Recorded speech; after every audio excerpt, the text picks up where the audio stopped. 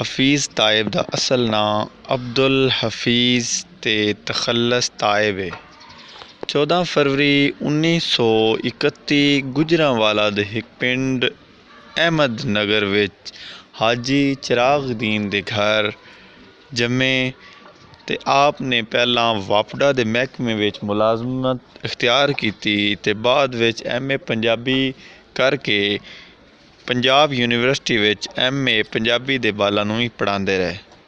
11 जून 2004 नूं आपने वफात पाई। पीर फजल गुजराती तो शायरी विच इस्तलाह लई। पीर साहब ने नात लिखण लई मशवरा दिता।